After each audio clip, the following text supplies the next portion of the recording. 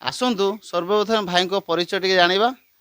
ଭାଇ କେଉଁ ଜାଗାରେ ଫାର୍ମଟି କରୁଛନ୍ତି ସମ୍ପୂର୍ଣ୍ଣ ବିବରଣୀ ଦେବେ ଦର୍ଶକ ବନ୍ଧୁମାନଙ୍କୁ।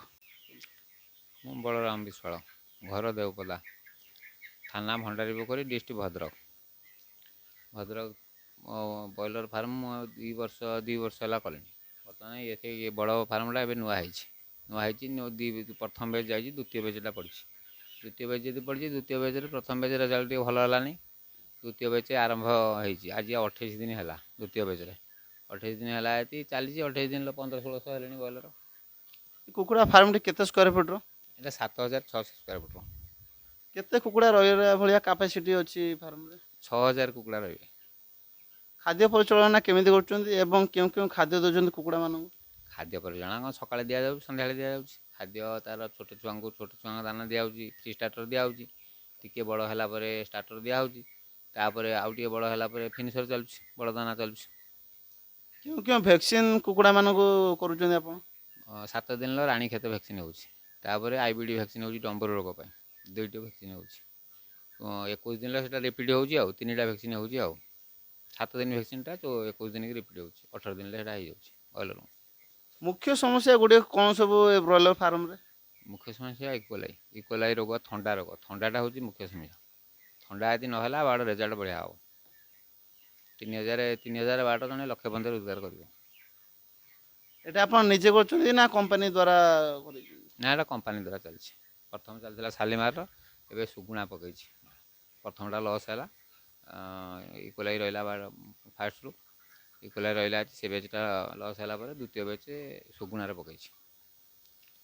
ଆଚ୍ଛା, ଆପଣ ଯେଉଁ ଫାର୍ମଟି କରିଛନ୍ତି, ଏତେ ବଡ଼ ଫାର୍ମଟି ଆମେ ଦେଖୁଛୁ, କିଛି ୟା ପାଇଁ ଗଭର୍ଣ୍ଣମେଣ୍ଟ ସବସିଡ଼ି ପାଇଛନ୍ତି କି? ହଁ, ଗଭର୍ଣ୍ଣମେଣ୍ଟ ପ୍ରୋଜେକ୍ଟରେ ଏଇଟା ହେଇଛି।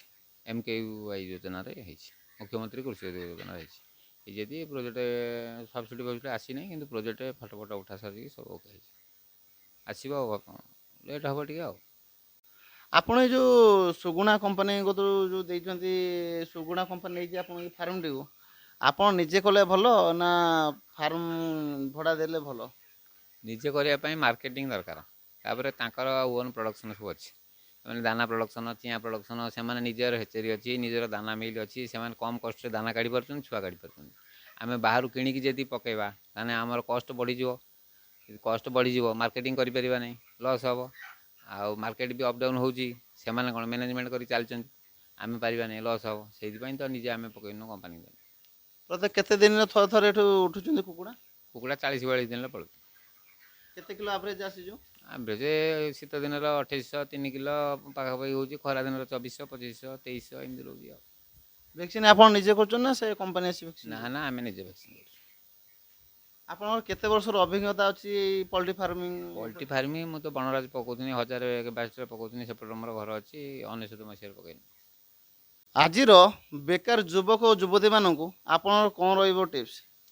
ଗଭର୍ଣ୍ଣମେଣ୍ଟର ଯଦି କରିବା ପାଇଁ ବ୍ରଏଲର ଫାର୍ମ ଚାହୁଁଛନ୍ତି, ତାହେଲେ ଯାଇ VS ସହିତ ଯୋଗାଯୋଗ କରିବେ। ଗଭର୍ଣ୍ଣମେଣ୍ଟ ପ୍ରୋଜେକ୍ଟରେ କରିବେ, ସଫଳତା ମିଳିବ।